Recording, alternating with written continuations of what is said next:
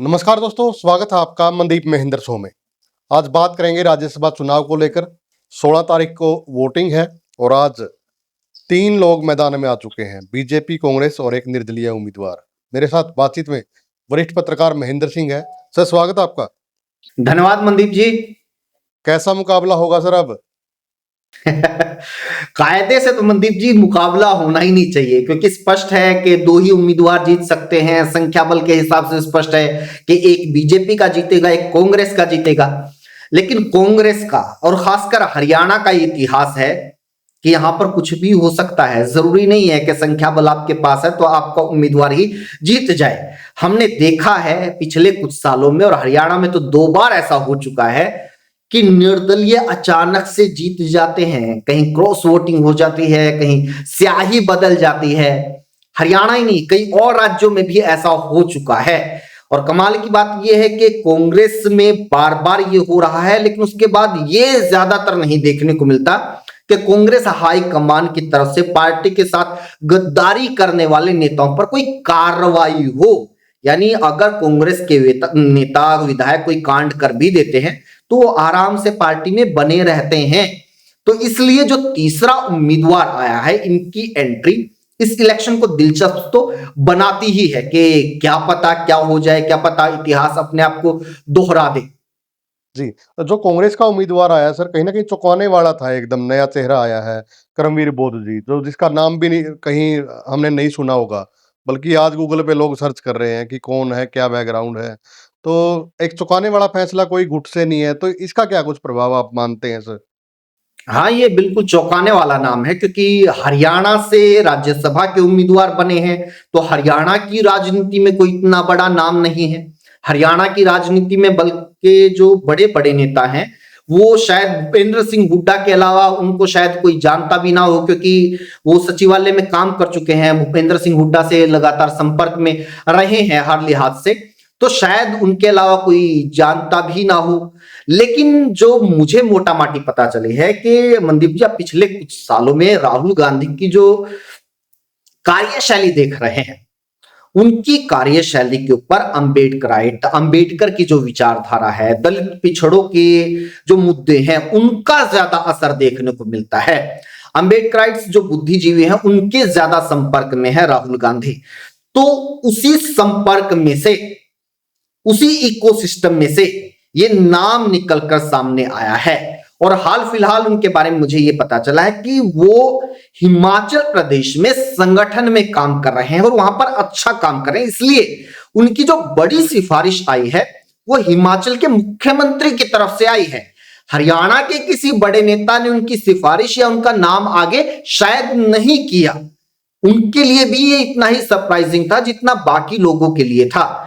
लेकिन इसको किसी लिहाज से आप देखिए, बहुत सारे विश्लेषण इसके बारे में हो सकते हैं कि भाई, एक तो ये हो कि बीजेपी कई बार ऐसा कर देती है कि संगठन के किसी वर्कर को, किसी छोटे कार्यकर्ता को एकदम से बड़ा पद दे देती है।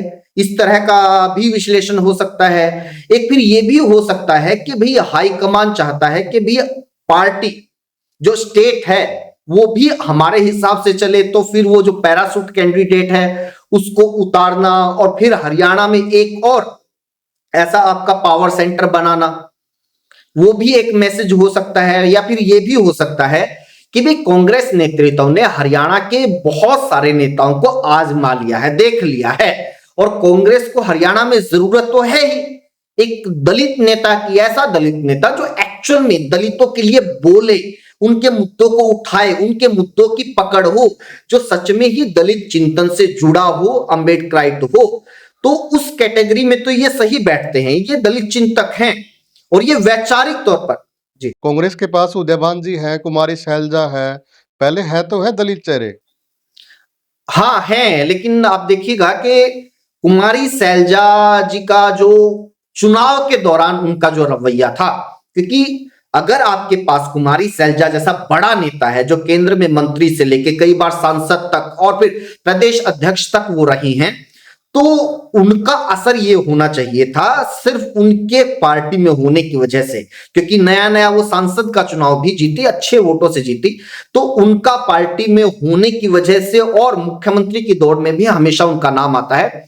तो दलितों का अच्छा खासा वोट, दलितों का अच्छा खासा समर्थन कांग्रेस को मिलना चाहिए था। लेकिन ऐन चुनाव के मौके पर यह हुआ कि कुमारी सैलजा खुद नाराज होकर घर बैठ गई और उसके बाद कांग्रेस को जो दलितों का है वो विरोध झेलना पड़ा। खूब सारे धरने प्रदर्शन, खूब सारा मतलब है ना बुराई, खूब सारी आलोचना कांग्रेस की खुद दलित नेताओं ने, खुद दलित समाज ने आगे आके की। तो फिर जो कुमारी सैलजा का जो लाभ होना चाहिए था वो पार्टी को नहीं हुआ।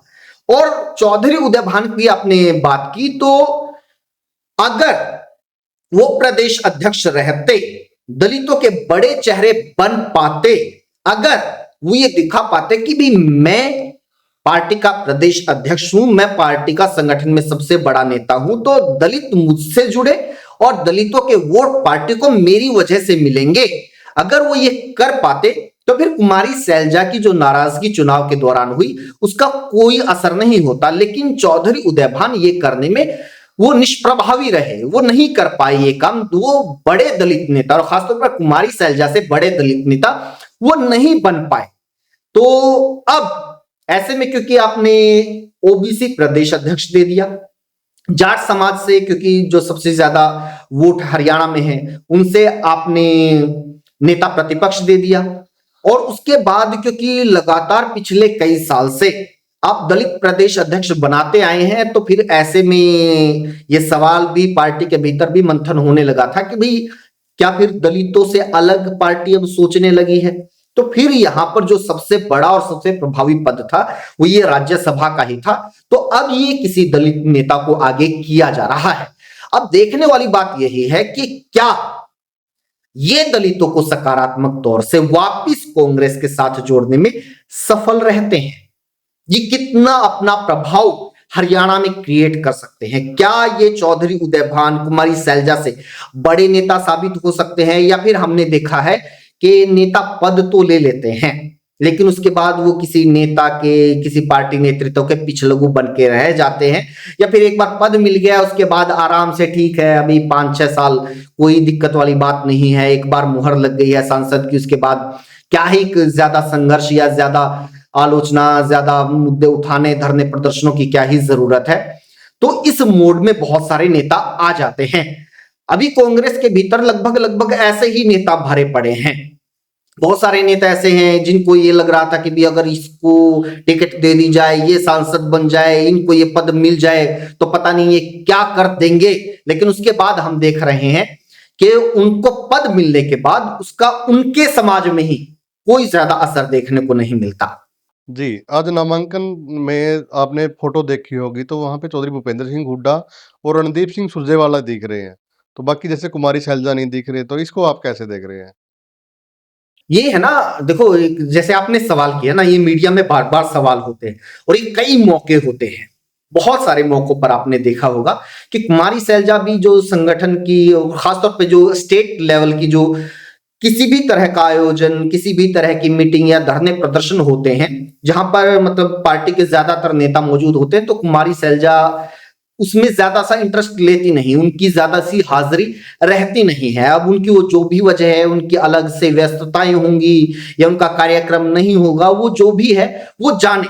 लेकिन मीडिया के तौर पर जिस तरह से आपने ये बात नोटिस की, ये तमाम लोग, हम लोग इस बात को नोटिस करेंगे कि भाई उनका इस उम्मीदवारी को लेकर क्या स्टैंड है।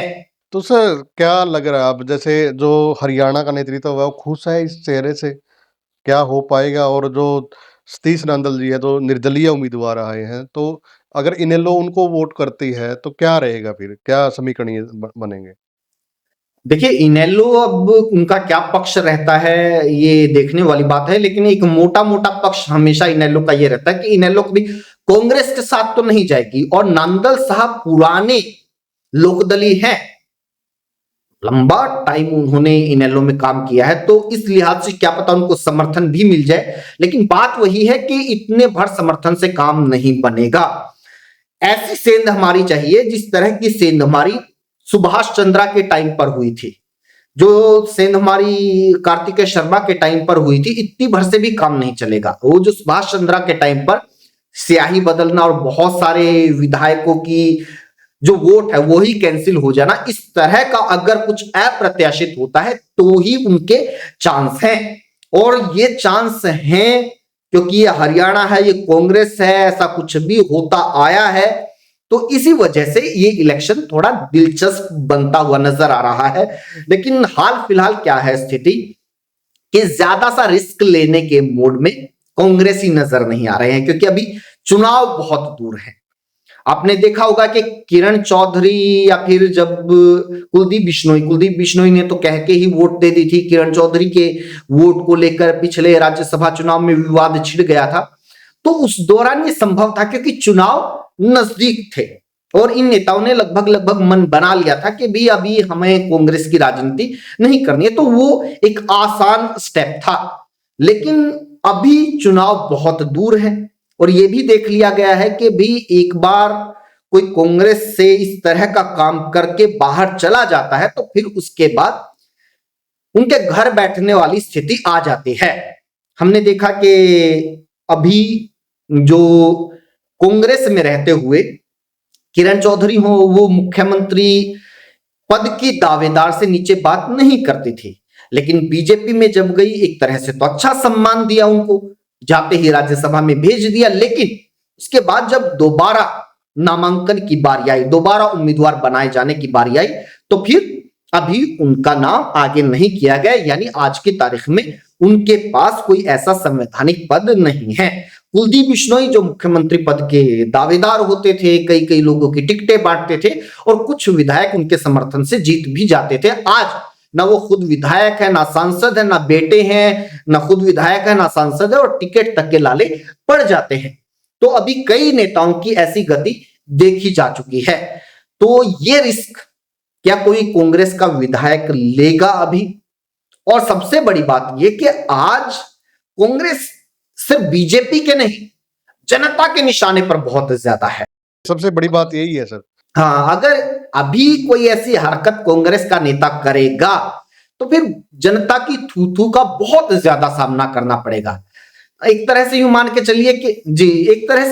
चलिए कि लोगों के मन से उतर जाएगा। तो ऐसा कोई रिस्क या कोई ऐसा उलटफेर कोई जानबूझकर कोई नेता करेगा तो ये एक तरह से अपनी राजनीति को खत्म करने वाली हरकत होगी। जी, बिल्कुल, क्योंकि 24 में कांग्रेस का हाल देख लिया, लोग खिलाफ हो ही रहे हैं और अब ये ऐसी कोई हरकत होगी तो लोग बख्शने वाले नहीं है। तो ये डर है सभी के मन में और ये बातें भी चल रही है। जी, तो वीडियो को ज़्यादा से ज़्यादा आप लोग शेयर करें और आप भी बताएं कि इस चुनाव में क्या कुछ रहने वाला है। धन्यवाद।